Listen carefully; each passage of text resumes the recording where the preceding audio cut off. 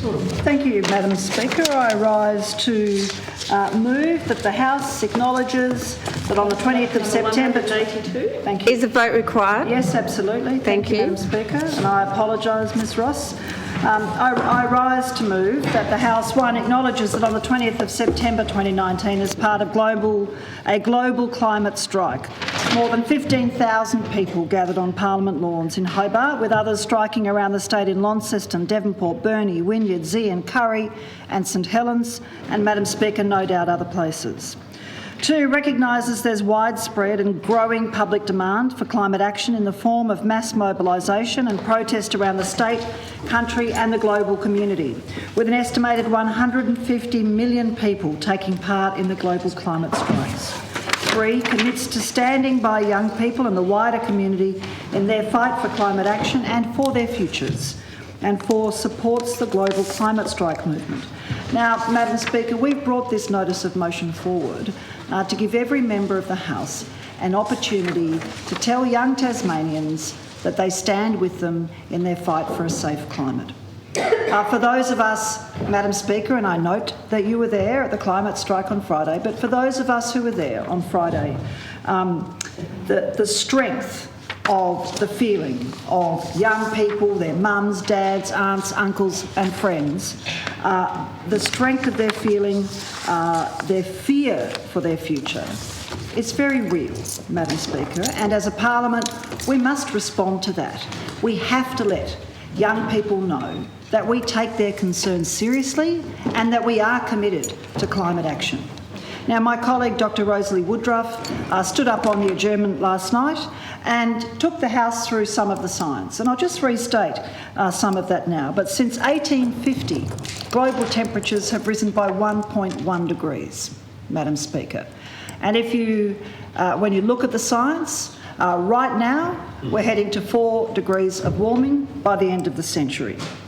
CO2 levels have risen 2% in 2018, so in just a single year, Madam Speaker, when we need to be bringing our carbon dioxide and our CO2 equivalent and our methane levels down, they are still rising, Madam Speaker. In the past 4 years, emissions have risen by 20% on the previous 5 years. Madam Speaker, no wonder young people are fearful. No wonder they're taking to the streets in their tens and hundreds of thousands, Madam Speaker. And what they're demanding of us, of every Parliament and every level of government, Madam Speaker, is leadership.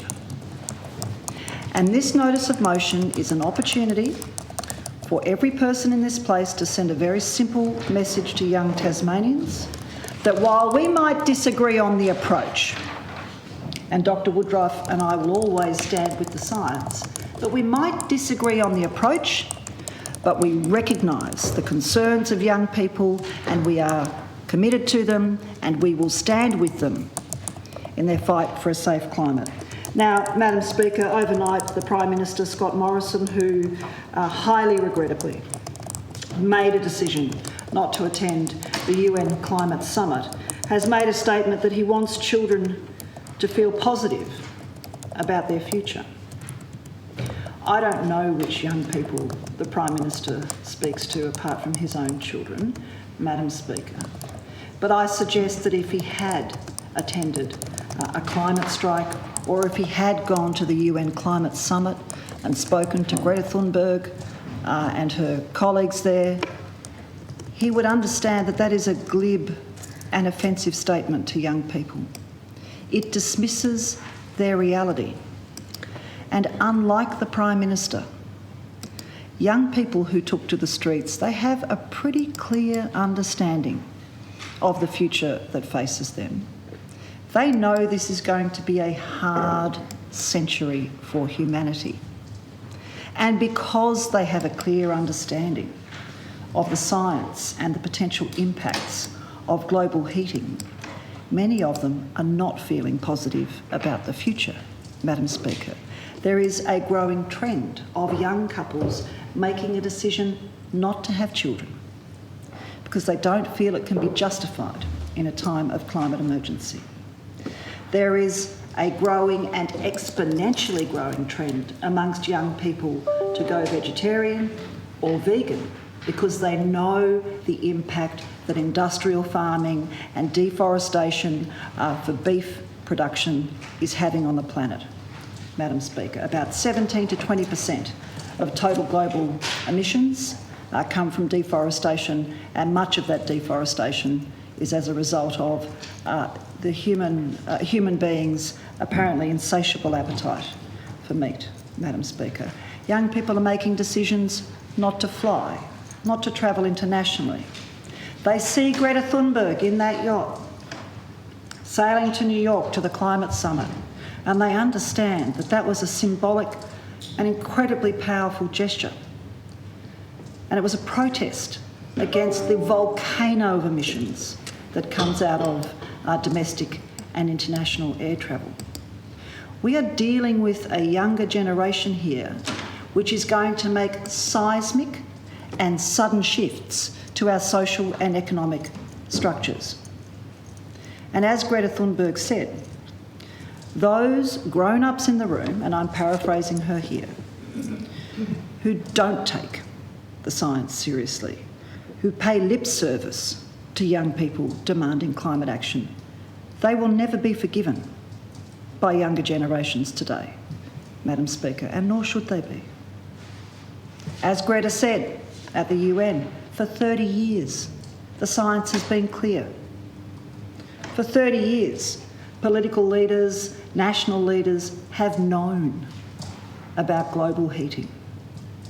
For at least that long, the major energy companies like BHP and Exxon have known that their business model is based on poisoning the atmosphere, harming humanity, driving species to extinction, and desertifying large tracts of planet Earth, Madam Speaker. Young people will rightly not forgive leaders who ignored the science, leaders who played deaf to the science, deaf to the concerns of informed people, the Greens, over a very long time, and kept on trucking down that business as usual pathway, which is all about endless growth and the making of money, Madam Speaker. And that model is being rejected by young people the world over, and rightly so, Madam Speaker.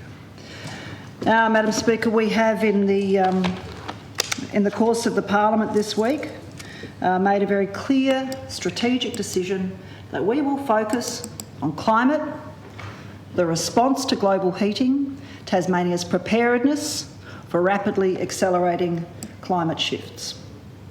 And we will do that in every parliamentary week, Madam Speaker, and out there in the public domain. Because as far as we're concerned, Madam Speaker, it is the single most important, most urgent issue that this Parliament and every Parliament in the world has to deal with.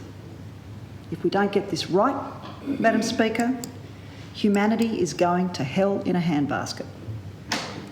We have got 10 years. That's what the science is telling us, Madam Speaker. We are at a critical point in the planet's history.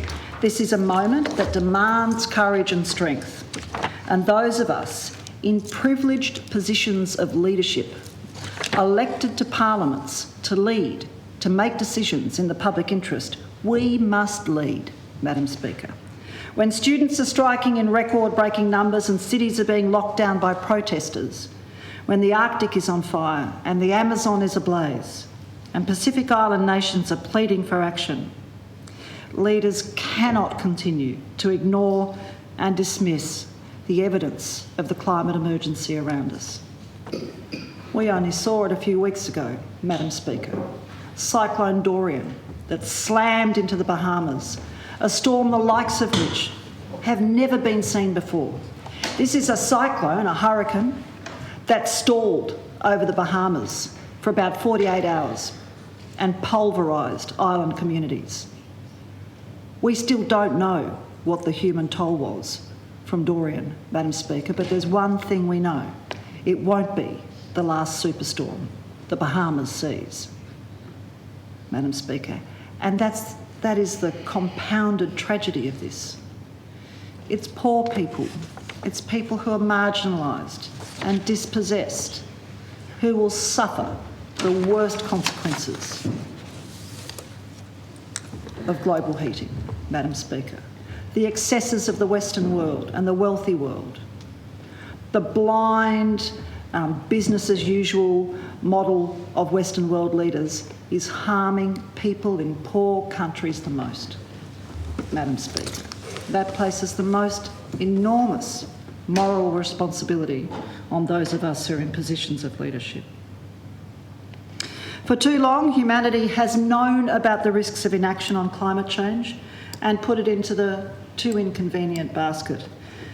These excuses and the denialism that goes with them have been deliberately perpetrated by vested interests who continue to profit from climate destruction. And of course, Madam Speaker, those vested interests right now are propping up their toxic business model in part by making significant donations to the major parties. That is part of the reason, a very significant part of the reason, why we can't get a commitment to re-election at the national level. And Madam Speaker, that's a tragedy. We urgently need to get the dark and dirty money out of politics. We urgently need electoral reform. And as a result of this, dark money, the inertia in the economic system, we've done nowhere near enough as a society to address our emissions or prepare for the consequences of global heating. And Madam Speaker, they are coming at us fast. Things have to change. There is no choice. The School Strike for Climate movement has consistently made three demands of our governments and of our leaders. No new coal, oil and gas projects, and that includes the Adani mine. 100% renewable energy generation and exports by 2030, and to fund a just transition and job creation for all fossil fuel workers and communities. Action on these demands is an absolutely necessary minimum, Madam Speaker.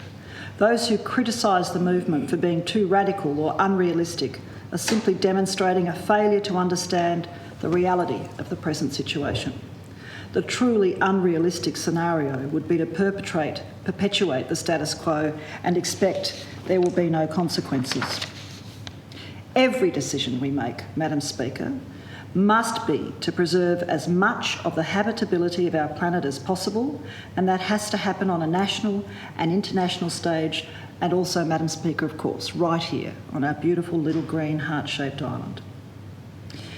In addition to the School Strike for Climate's three universal demands, it's critical that in Tasmania we do everything possible to protect, preserve and restore our forests. The Intergovernmental Panel on Climate Change has repeatedly stated that forests are an essential part of climate mitigation.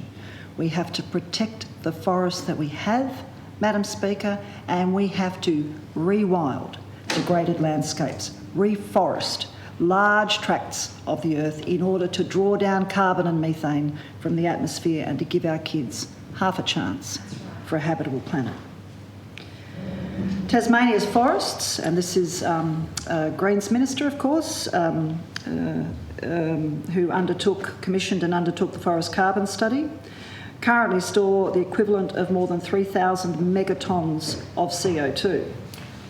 Madam Speaker, we simply cannot afford to lose those forests and to release the carbon that they're storing into the atmosphere, as we know it'll be in the atmosphere for generations. It is immoral and a crime against nature to log them. And that is why it's so dispiriting, Madam Speaker, as Greens members in this place, to get up and ask questions of ministers about action on climate and about the 356,000 hectares of high conservation value forest that was set aside for protection. Those forests are not a wood bank, Madam Speaker, they're a carbon bank. They are a carbon bank and a gift to the world. It is our moral responsibility to protect those forests. Madam Speaker. I don't know how the Premier and his ministers can justify or can look at kids and countenance logging those forests. I just can't understand what kind of mental space you have to be in to countenance that, Madam Speaker. It is also important to recognise the significant and direct impact the changing climate is already having here in Tasmania, and every member knows about this. In the last few years, we've lived through biblical floods and absolutely devastating bushfires, Madam Speaker. The fires of last summer, threatening communities, doing unrepairable damage to the Tasmanian Wilderness World Heritage Area. 6% of the Twa burned in the last fires, and as members in this place well know, the landscapes that burned are Gondwanan landscapes. They are not fire adapted. Rainforests are not fire adapted. Much of the damage from the last summer will never, ever be repaired, Madam Speaker. Droughts are also afflicting communities and farmers. We know that the East Coast is tinder dry, Madam Speaker. Tinder dry. The experts tell us that these threats will only increase in both frequency and severity. What was once considered extreme is now the new abnormal. We must be implementing adaptation plans that fully recognise and confront the challenges we face. We need to acknowledge the emergency that we're in. And around the world, 1,020 local governments and jurisdictions have declared a climate emergency. And Madam Speaker, although the last time we moved to have this Parliament recognise the science and declare a climate emergency, both parties voted against it. We will be bringing that back, Madam Speaker, and we will give this Parliament an opportunity to do the right thing, to declare a climate emergency and commit to meaningful and direct action. Because if there's one thing that gives young people hope, Madam Speaker, it's action. Yeah. It's action. We are concerned, Madam Speaker, about the regrettable lack of adaptation planning for Tasmania. We cannot see any evidence of strategic adaptation planning across the three levels of government, and unfortunately, there's no transparency about the information that's already at hand. A news report in today's Advocate, Coastal Erosion Report Secrecy, and I quote, "Progress on the Burnie to Wynyard leg of the coastal pathway has stalled as the state government refuses to publicly release a report on erosion."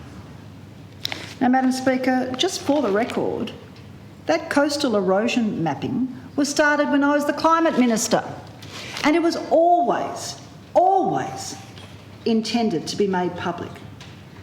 So you equip communities, you prepare communities for the future. We did coastal erosion mapping, sea level rise mapping, Madam Speaker, and the sea level rise mapping we made public, the coastal erosion mapping we were working on. There's no excuse for not telling people the truth. Because if you don't tell people the truth, they're not prepared for the reality, Madam Speaker. It is the least government can do. No, if it can't commit to meaningful, direct climate action, the very least it can do is make available the science to communities to help them prepare and be ready for the future. Madam Speaker, hundreds of communities, cities, states and countries have accepted the truth and the dire state of our warming world and have declared a climate emergency. And the language of a climate emergency is spreading across the planet as the need for action exponentially escalates. We know that the declaration of a climate emergency is not a solution, but it's the beginning of one. It's a declaration of leadership and a commitment to future generations. It also Excuse me, provides- Ms O'Connor, could I ask the gentleman to get seated closer so they can whisper quieter? Instead of that sort of loud whispering. Thank you. Please proceed. I think it's really regrettable that Minister Jensch is not listening to this. This is the same Minister Jensch who, when he was working in the Northwest at a local government level, was on the Climate Action Council. And shame on you. Shame on you, Mr Jensch. Order. Well, how about you get up? Order. Through the How about chair, you please. get up and you can make your contribution? Mr Jensch. Misleading. Thank you. Declaring a climate emergency, Madam Speaker, provides the necessary framework for all of our decision-making and planning. We've already seen this process begin in earnest with the Hobart, Launceston and Kingborough councils, and as we know, the Glenorchy City Council will debate a climate emergency motion on the 30th of September. And those who accuse us of causing unnecessary alarm, of, not cozying children so they feel really positive about their future, they are dangerously foolish, Madam Speaker. Alarm is both a necessary and logical response to the circumstances we face. Hiding from the truth now will only serve to make things worse for everyone as we move into the future. As political leaders, Madam Speaker, we have an obligation to act. It is a pressing moral obligation.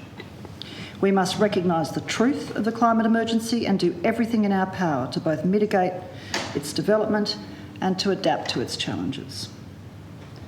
Political parties in this place, we do have many differences, but we are all made up of people who choose this path, political life, to make positive change. We hope that the community's voice on this issue will help those in power to rediscover this sense of purpose. Madam Speaker, global heating is the greatest threat to this island. It is the greatest threat to our children's future, Madam Speaker. Tackling it will take all of us working together. And that's why we've brought this notice of motion on today in the language that it is.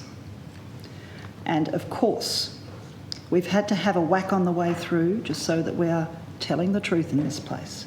But go back to the substance of the motion.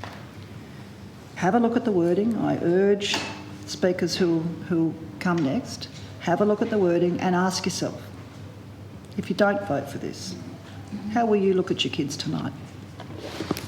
Thank you. We have the Honourable the Treasurer.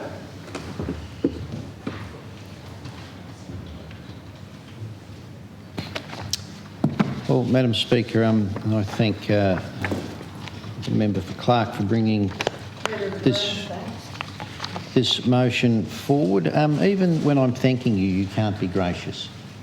But that's a matter for you. And I think it says more about you than it does about me, to be frank. If she didn't say it, I would have. Now, It's just a mark of Order, respect. order, order. In terms of the motion before us, and the members, I think in her opening couple of remarks, said that its intention is to recognise the concerns of young people, and I accept that that may be the way that it's framed. But to be honest, as a government, there are parts of it that I'll be seeking to amend.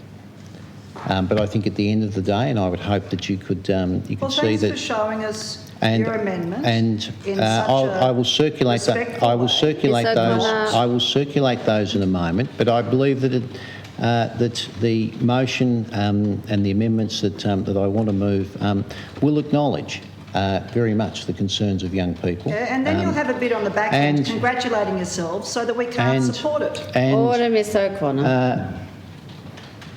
Madam Speaker, there are a couple of matters I want to speak about and just touch on. It's interesting. The rally on Friday. Where were you? I have a daughter. Where were you? Just excuse me Order, for one moment. order. I have a daughter who is one of those young people that is vegan, has a range of concerns about where the planet's at, where industry's at, and she spoke to me over previous weeks and indicated that she wanted to attend the rally. And as a father, I took the view that she should. But what I wanted to do was actually have the opportunity to sit down with her and just talk about some of the very real changes that have occurred here in Tasmania, and the things that not just this government but previous governments have done in terms of the way that there has been investment in our renewable energy, that there have been steps taken in terms of what's occurred in our forests. Did you tell her your government wants to log those forests? And Madam Speaker, I think I provided the member with the courtesy of not interjecting whilst she was speaking, and I would ask that she provides that same courtesy to me. One of the things that really did surprise me, and chatting with young people since I've become the Environment Minister, is that very few of them do understand that Tasmania is a global leader and is globally recognised in terms of where we stand in terms of our emissions and in terms of the actions that have been taken. And when you consider where we stand in terms of our position in this country, but also in the world, it really is a story that we should be very proud of, and one that we should be prepared to tell, and that our young people, and I would suggest that many people at the rallies on Friday, especially around the state, are largely unaware of the very, very strong story that we have to tell about where we stand in terms of our position both in the country and around the world. Now, we have the lowest per capita emissions out of all of the states and territories. And emissions per person decreased, I'll use the tonnage, 40.3 tonnes to 1.7 tonnes of carbon dioxide equivalent per person between 1990 and 2017. Now that's a reduction of 96%. Been going up in the last That's year. a reduction of 96%. Turn the corner, they're going up. Our net emissions as a state were 0.87 megatonnes, which is a 95% decrease from the 1990 figure of 18.61 megatonnes of carbon dioxide equivalent. And for the 6th year in a row, we've achieved our legislative emissions reduction target. In fact, we are so far in front of it, there's daylight and then the rest. Importantly, if you exclude emissions from the land use change and forestry sector, LULUCF, the annual emissions across the rest of the Tasmanian economy, when you set aside land use and our forestry sector, the annual emissions across the rest of the Tasmanian economy, whilst they increased by only 4.9% between 1990. They're going up. 4.9%, and I'll make. Order, And please. I'd like to provide a context for this. Okay, thank you. 4.9% between 1990 and 2017, when you exclude forestry and land use. Now, this occurred at a time when our population increased by 14%. At a time when our economy has grown by 74%. That's the point. The population And so is increasing on the what planet we're seeing everywhere. in terms of emissions per capita is a significant reduction, around 40% per person. We are one of the lowest net emitters of carbon dioxide on the planet. Now, we know that there is always more to be done. We will be, in line with our target, 100% renewable in terms of electricity generation by 2022. No other state will get close to this, and we're well ahead of the 2050 target currently that we have for zero net emissions. Well, not And interestingly, when we're logging 356,000 when you- hectares. That's Order, exactly Miss what we Dr. can't Madam do. Speaker, and if you look at one of the key aims that that the climate strikers have, which is to have be 100% renewable by 2030, we are so far in front of the game. It's not funny. in that regard. And as I said in my opening remarks, we benefit from the decisions and investments that have been made by successive governments over a long period of time, and the very strong investment that we have in our hydro system. And we will benefit again from the strong investment that we're going to make in terms of the battery of the nation and the role that we will play in the national energy space moving forward. The investments that we're making into projects like Battery of the Nation, $30 million for the first stage of that Battery of the Nation project, $56 million with the federal government to move the Marinus Link forward, $3.25 million into our Climate Change Action Plan, which includes the rolling out of electric vehicle charging stations, assistance to small and medium businesses to ensure that we work with them to reduce their operating costs through resource efficiency initiatives, and that we build industry capacity, and that we assist them to reduce, through these initiatives, their emissions. There are energy audits supporting businesses and households to improve their energy efficiency, reduce costs and reduce emissions. And there has been significant support for low-income households to reduce energy costs, improve energy efficiency, and as a result, their emissions as well. Now, on top of this, as a government, we absolutely recognise that climate change is real. It's a serious issue that requires local, national and international action. And in Tasmania,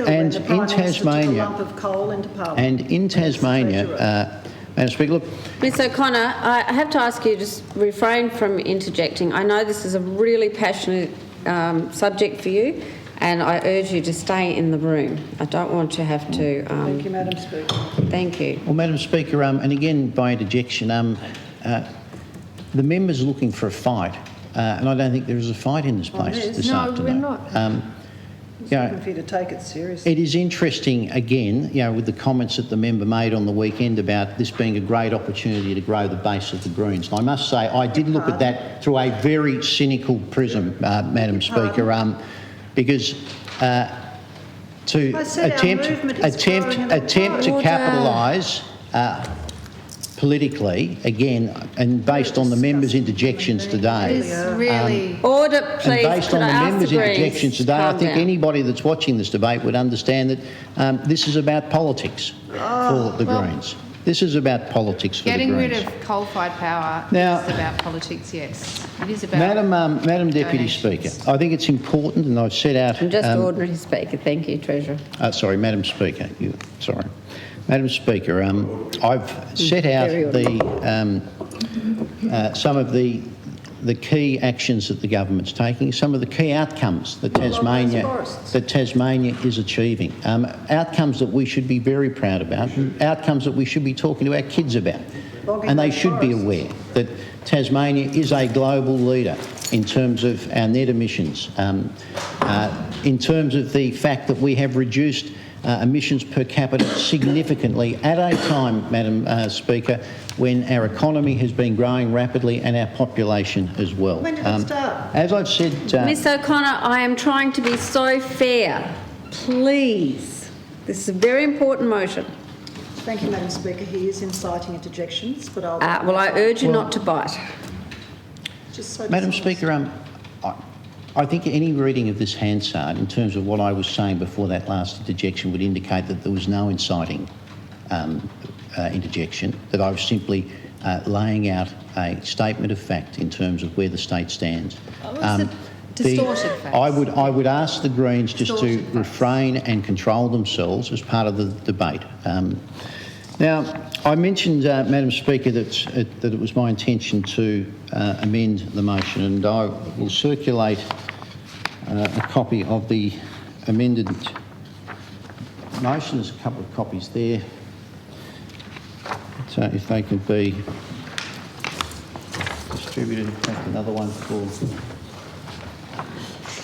Is that enough? Sorry, I brought...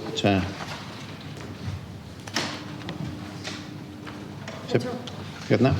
Very good. So I just want to run through the motion in terms of the changes that the in terms of number one, no issue at all. The claims of 15,000 people may be right, may be wrong, but at the end of the day, we're not going to quibble about how many were gathered on Parliament House lawns. In terms of number two, I believe that there is widespread and growing public demand for climate action, and certainly I think it was demonstrated in terms of the global strikes that people, not just in this country but around the world, are Point of order, concerned. Madam Speaker, because I don't want to get tossed out by interjecting. Thank you. Through you, Madam Speaker, I asked... Treasurer, you have to take your seat. I asked the Treasurer why in these amended self-congratulatory amendments there's no mention of forest protection. That's not a point of order. I know. It's very cheeky, Ms O'Connor. Please proceed, Treasurer. Madam Speaker, in terms of the original motion, there was no mention of forest protection in that. I was trying to make it so you support it. Now you're talking about... Okay, Ms O'Connor, you get a chance to speak to the amendment now. Now, Madam Speaker, I've inserted a new 3. I think it's important that it's acknowledged that the Tasmanian Government does acknowledge that the impact of climate change is a serious issue that requires local, national and international action. In terms of what was the original number 3 of this of the Greens motion, we simply expanded on that. It now is motion or part number 4, and it reads, commits to standing by young people and the wider community in their fight for climate action and for their futures, noting that Tasmania is one of the lowest net emitters of carbon dioxide on the planet. It simply adds a statement of fact. I've inserted a new 5, notes that Tasmania has the lowest per capita emissions out of all states and territories. 6, acknowledges that Tasmania will be 100% renewable in terms of electricity generation by 2022, well in advance of the 2030 target being called for. Just be meeting with...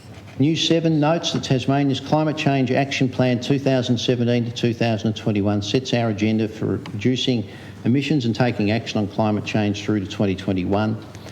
8, encourages all Tasmanians to engage and fully understand Tasmania's global leading position on climate change. Want to log the forests. But you're logging forests. Because so I that think, isn't Madam actually Speaker... factually correct. Madam Speaker, Through you, Madam Speaker, I'm struggling to understand the amendments which are quite substantial and have just been put in front of us, and I'd like the Treasurer to explain how it is possible to talk about having a global position, a leader on climate change, when the government is committed to logging 356,000 that is extremely forests. cheeky, and it's not a point of order. It's a debate. We won't get An opportunity as well to talk on the Madam Speaker, what's going to happen. by interjection or by that erroneous point of order that was just raised, the members asked me just to outline why Tasmania is a global leader, and Madam Speaker, and I thought that I had. Please. Tasmania has the lowest per capita emissions out of all states and territories. Our emissions per person decreased from 40.3 tonnes to 1.7 tonnes of carbon dioxide equivalent per person between 1990 and 2017, which is a reduction of 96%. It's not the lowest on the planet. Our net emissions as a state were 0.87 megatonnes, a 95% decrease from the 1990 figure of 18.61 megatonnes of carbon dioxide equivalent. For the 6th year in a row, we've achieved our legislative emissions reduction target. I mentioned if we exclude emissions from the land use change and forestry sector, the LULUCF sector, the annual emissions across the rest of the Tasmanian economy increased by only 4.9%, at a time when our population increased by 14% and the size of our economy grew by 74%. By 74%. Now, Madam Speaker, we are one of the lowest net emitters of carbon dioxide on the planet. It's a story that we should tell and shout as loudly as we can to the rest of the world. Look, we know that there's, as I said before, that there will always be more to be done. And the fact that, for the last 70 years through the fantastic investment that successive governments have made into our hydro system, we are in a position with the investments that we'll be making into wind to be 100% renewable in terms of electricity generation by 2022. A long way in front of any other jurisdiction in this country, and significantly, Madam Speaker, in front of the vast majority of jurisdictions in the world. We are a global leader, and it's something that we should be very proud of. The amended motion, I touched on number 7, number 8, I was talking about, which encourages all Tasmanians to engage and fully understand Tasmania's global leading position on climate change. And I would encourage people to access the information that's on the DPAC website, to understand the position that we have, the fact that as Tasmanians, they can be proud of the position that we hold as a state, the positions that we hold as a state. Dr. Woodruff. And Madam Speaker, now again, it won't matter what I say. I'm certain that I will not convince the Greens or garner their support. But I would hope the dark arts. You're very good. Dr. Woodruff, warning number 1. That in terms of the motion, and as I've said, it's if the members' motives were pure, and that was to bring a motion before this place that recognises the concerns of young people, which is, as I've said in her opening remarks, that she would acknowledge that the motion, the amended motion that I'm putting, does exactly that. You are. That it acknowledges the concerns. Point of order, Madam Speaker. Understanding order number 2. We are bound in this place to tell the truth and abide by a set of ethical standards. The Treasurer, alleged Minister for Climate Change, is trying to put it out there that we're a global leader when his government wants to log 356,000 hectares of high conservation value forest. That is not globally leading. And that's not a point of order. So thank you. Madam Speaker, again, the member is looking for a fight that's not in this chamber this afternoon. A motion that we can't support. Looking for the The member outlined her reasons for bringing this to this House, and that was to recognise the concerns of young people, and she wanted Take global leader out. she wanted to put a motion before the House. I believe that the amended motion that I have brought before this House does exactly what she was hoping it would do, but it also does what I think is very, very important, and that is to ensure that young Tasmanians understand clearly where we stand.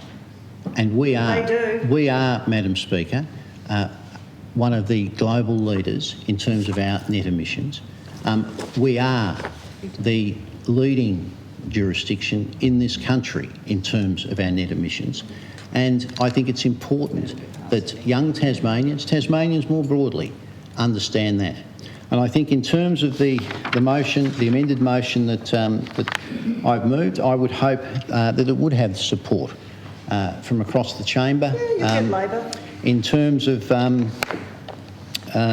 ensuring, if, as I've said, the members' motives are pure, and that is to have a motion passed by this House that recognises the concerns of young people, then I believe that this amended motion does exactly that. It contains a lie. Thank you. Thank you, Ms Stanton, the Honourable Member for Franklin.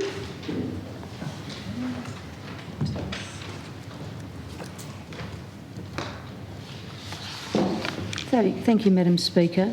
I rise to make a contribution on this motion regarding the global climate strikes.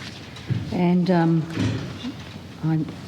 want to put on the record that I was one of those many thousands of people in attendance last Friday, and I attended the one before that as well, and that it was certainly one of the largest demonstrations of civil action that I've ever participated in. It was heartwarming to see not just young people, but this year many older people, parents, grandparents, workers, unionists coming out in support of young people in this global action around climate change. Madam Speaker, Labor believes that the science on climate change is clear, and it's abundantly clear that there's a climate emergency. Global temperatures are rising at an alarming rate, and there are significant levels of carbon dioxide in the atmosphere that are effectively locking in further warming of this planet. Carbon emissions continue to grow and sea levels rising, and we've already seen the tragic consequences of global warming all around the world, with environmental and economic and social consequences, with rising sea levels, climate disruption, including intense tropical storms, catastrophic bushfires and so on, often unfortunately impacting those most vulnerable in this on the planet. Evidence from surveys indicates that Australian voters are alarmed by the lack of policy action on climate change, and the issue rates consistently high amongst, along with concerns about cost of living and health services, certainly amongst my constituents, but I think that would be a national experience. I'm utterly convinced that public opinion is in favour of action that is broad, deep and growing. There's a significant risk that climate change will become even more polarised, though, in Australia, as citizens become more frustrated and angry with the lack of policy action. People are losing faith in politicians and in political institutions, on the one hand seen as climate deniers, and on the other moralising about climate action. In relation to the global climate strike itself, I just want to place on record my congratulations to young people and people of all ages who organised and participated in the global climate strikes across Tasmania on the 20th of September 2019. In relation to the Hodgman government's response to climate change, well, look, I simply believe that the Prime Minister has a lump of coal in one hand and Will Hodgman's hand in the other. That's about as political as it gets, I guess. I think the Liberals at the state and the national level national and state level are hopelessly divided on climate action, with emissions continuing to rise. Climate Action 21, unfortunately, I think reflects that sad reality. Could I have some decorum, please? It's hard to hear. It's a policy document that lacks ambition. It's limited. Not through the chamber. It's limited in its vision to 2021 only, and having achieved zero net emissions, it fails to show leadership, innovation, provide business confidence or seize opportunities for job creation in our state. I note that the Hodgman Liberal government goal in their second year agenda, quarter 2, ending September 29, states, and I quote, climate change, and I think it's about the only reference to climate change in that document. The government will progress amendments to the Climate Change (State Action) Act 2008 to provide a strong framework for leadership and action on climate change.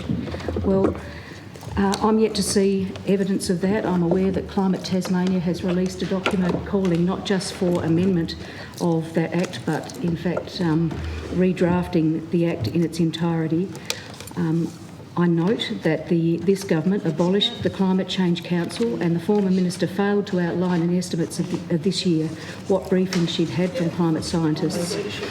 Tasmania, of course, has a significant number of climate scientists, and the credibility of the government and its policy actions rests on ensuring that there's a strong input from that sector. I note that Toby Thorpe, one of my constituents from Huonville High School, as part of the Tasmanian Youth Climate Council, following the global climate strike last time, convened a series of regional climate summits, and there were 3 key requests that arose from that, 2 fairly modest and in scope and focused on the education sector, but a third around establishing a Tasmanian Youth Climate Council. And I'm unaware that the government has moved to that, despite the Deputy Premier, no less, being present in the room when he received that presentation. So the Hodgman government's response to climate change is less than inspiring. Well, they want a lot the Greens, on the other hand, Look, I'm sick of this moralising, claiming the high ground. We're sick of your cynicism, hand-wringing and inaction The and climate love of coal. emergency that they called for action was nothing more than a stunt. Far from failing to support that motion, Labor moved a series of amendments on that climate emergency Made it motion, impossible and the Greens failed to support those amendments. Only because you know that you'd get voted out the of hypocrisy office if you don't of the support Greens climate strike. is on That's show the only when it reason comes to that the you're not gonna UPC get Robbins this Island stuff. wind farm. Despite the fact that they say that they are committed to renewable energy, their former leader and supported and cheered on by the Tasmanian Greens are standing in the way of sensible renewable energy development in this state. In the last Saving the Franklin. in the last So one hour federal that'll go election, down the in Adani store. protest in Queensland effectively delivered a national Conservative government. You've got to wonder delivered what Larissa Waters to the Senate. this Greens movement is trying to achieve in so doing. So the challenge really is clear. Federal Labor remains committed to the core principle in the area of climate change. It's clear and unshakable. To implement the Paris Agreement, to look for policies that will keep warming to a minimum, to move to net zero emissions by 2050 and set medium-term emissions reduction targets that are consistent with these principles and guided by the best available scientific and economic advice. Is the coal mining statement? We need No to coal mining? keep the agenda moving forward and build a constituency for change. It is possible that Prime Minister Scott Morrison, Conservative though he is, will shift on climate during this coming term. Particularly if the Australian community remains vocal on the issue and business also continues to demand policy certainty to allow it to deal with carbon risk. The last decade was supposed to be the critical decade. The next decade is now being described as the critical decade. I don't know what beyond critical is. Bipartisanship remains the holy grail in climate change, and if we get to 2030 with the level of inertia we've had over the last decade, then we'll have profoundly let down our children and future generations. Hand-wringing. Now, on the government amendment, Labor seeks to move an amendment to the amendment to remove Clause 9 and to replace with a new Clause 9 that says supports the global climate strike movement. And I just circulate that now.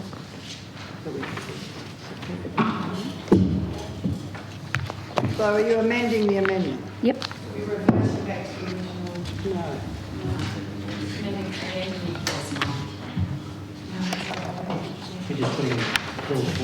They're removing it, they're returning it to our... Unlike Scott Morrison's response to Greta Thunberg, who said, I don't want our children to have anxieties about these issues and we've got to let kids be kids and we can't have them growing up as mushrooms, we've got to give them a bit of context.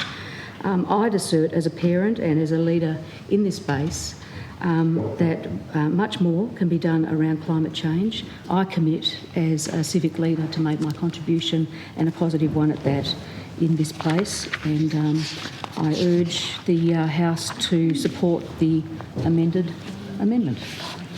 Madam Speaker, on the amendment, no, it's our private member's time. It's the honourable member did actually jump before you, so it's. But I do ask that the other member has a chance to respond. Probably not. Madam Deputy Speaker, well, they don't usually give us the grace of giving us time to respond, even in our own private members' time. But what I wanted to say is we do support that amendment. It returns Clause 9 back to the original Clause 4 in our motion, and it is a fundamental difference of principle behind the words support and acknowledge.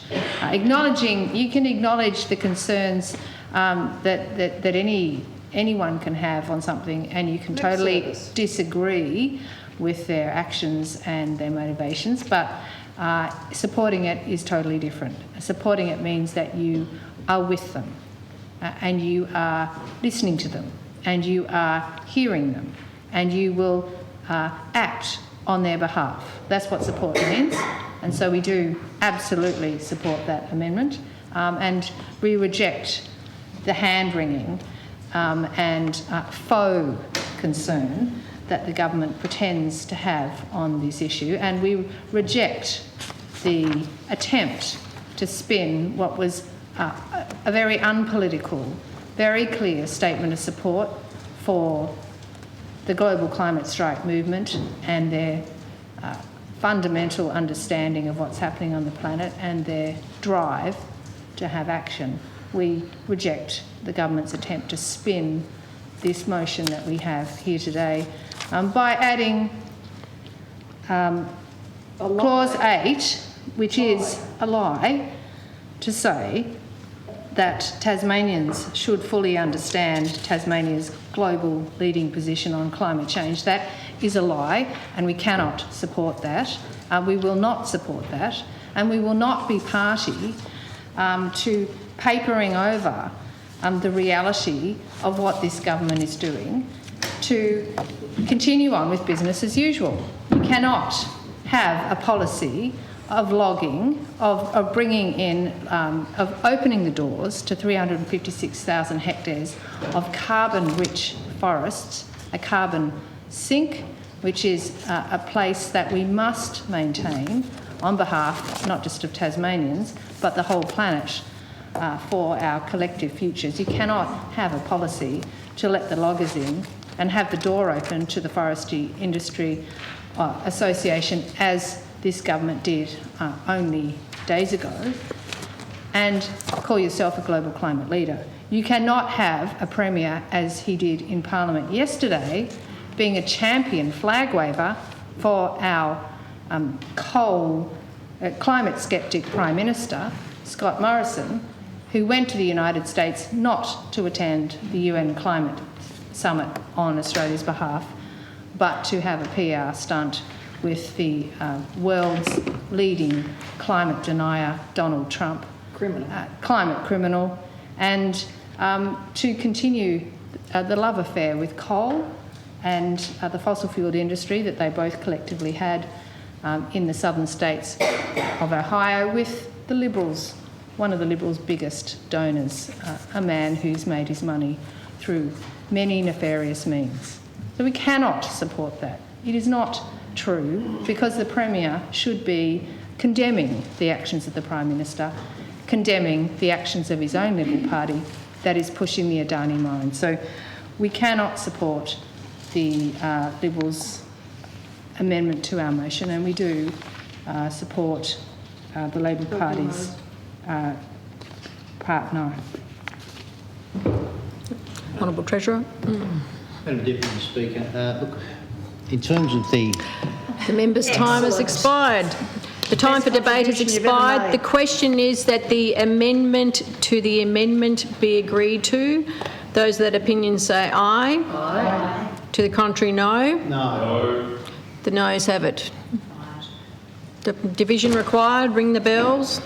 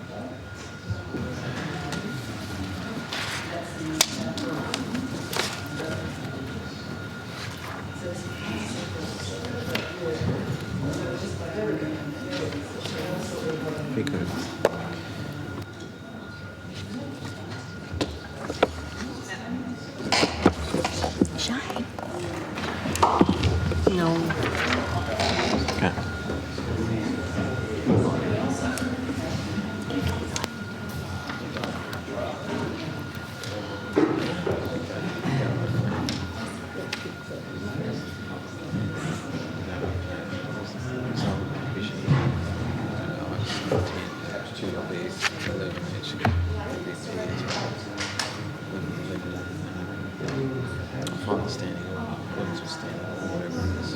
I'll cast my vote. I'll find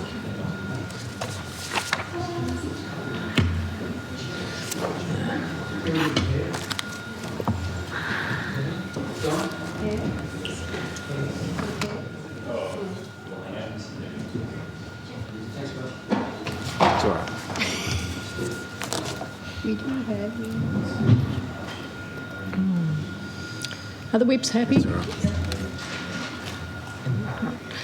right. Stop the bells, lock the doors. The question is that the amendment to the amendment be agreed to. The House will divide. The ayes will pass to the right of the chair and the noes to the left.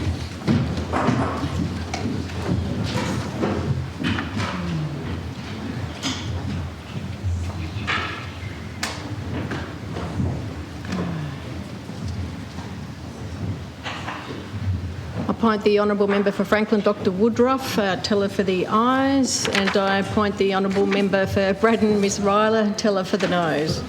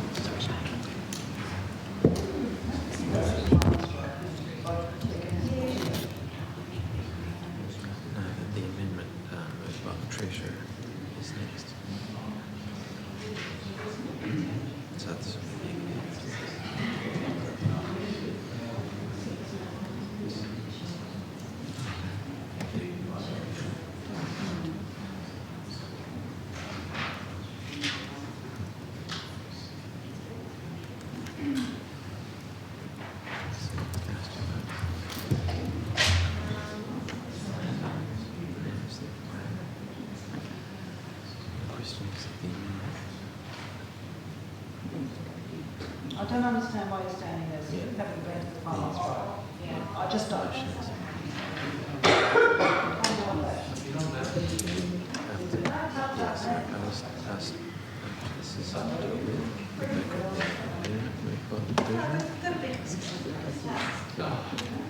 And then put that question that the Treasury's and then it's the motion as amended.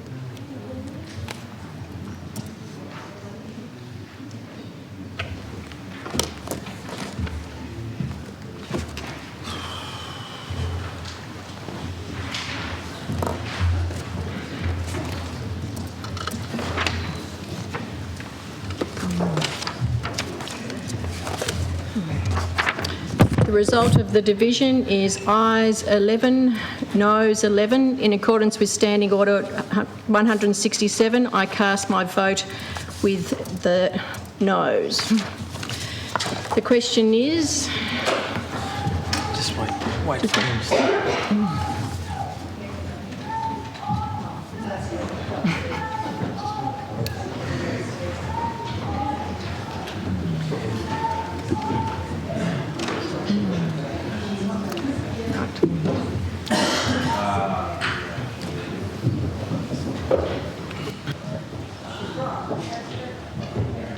The question is that, Ms O'Connor, the question is that the amendment moved by the Treasurer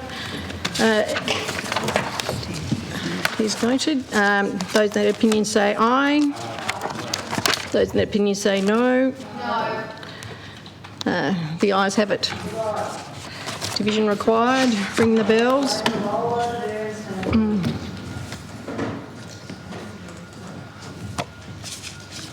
Are the whips happy?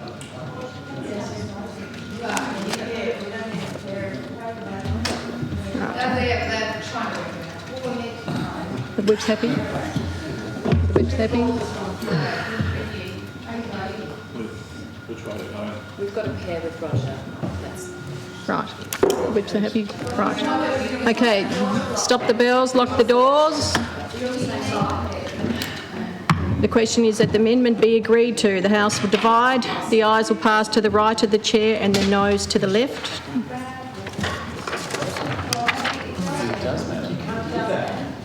No, this is the amendment. Yeah. They're supporting your amendment. You actually asked Oh, that was a mistake, honestly. I didn't do it deliberately. Put the vote again. The Speaker can put the vote again. So it's just procedural, it wasn't deliberate.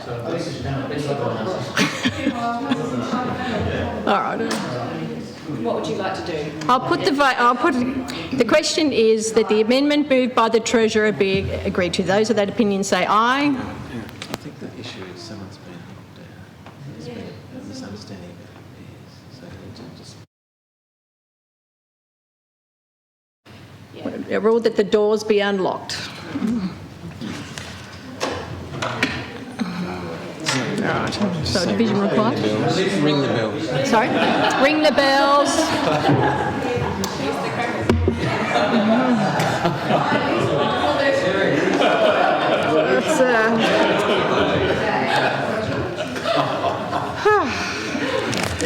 All right.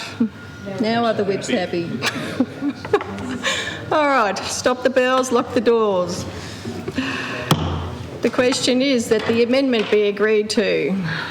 The House will divide, the ayes will pass to the right of the chair and the noes to the left.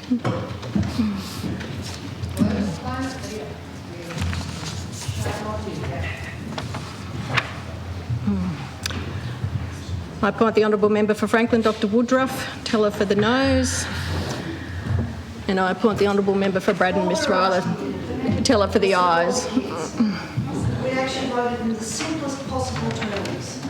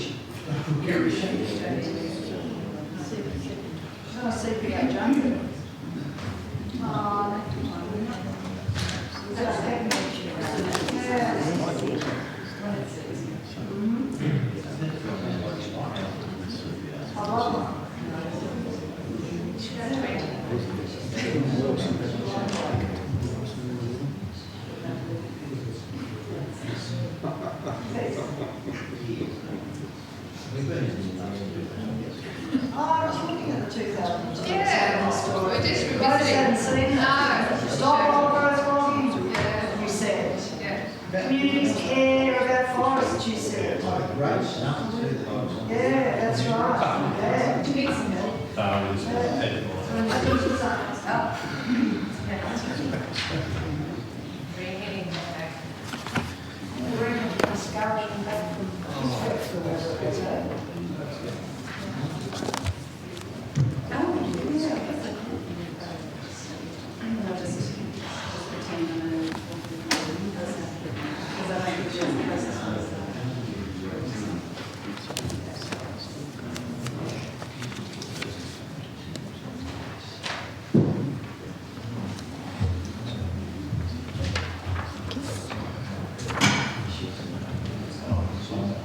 Don't worry about it.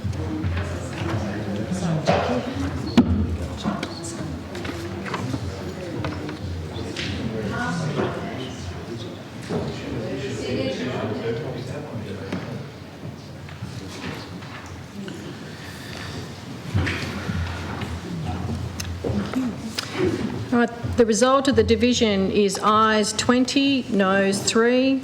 The ayes therefore have it.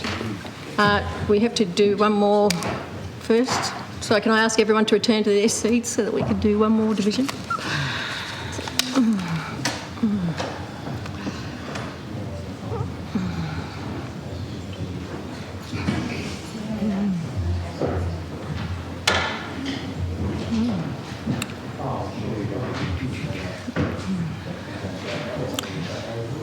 The question is that the amended motion be agreed to. Those that opinion say aye. To the contrary, no. No. The ayes have it. Division required. Ring the bells.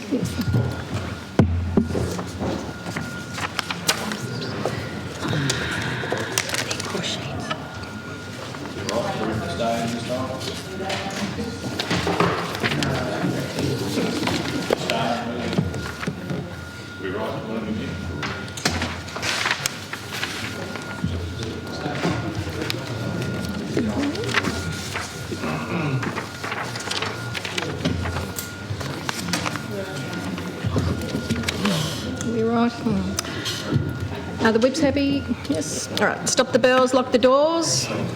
The question is that the amended motion be agreed to. The House will divide. The ayes will pass to the right of the chair and the noes to the left.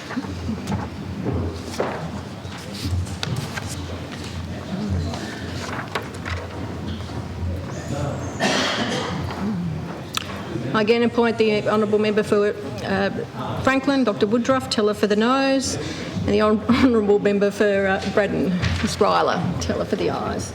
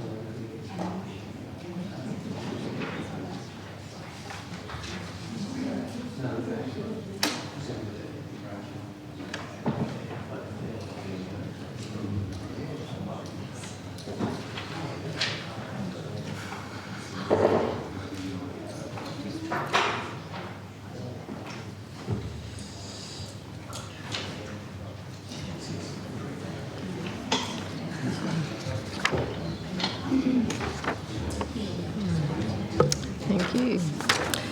The result of the division is ayes 20, noes 3. The ayes therefore have it.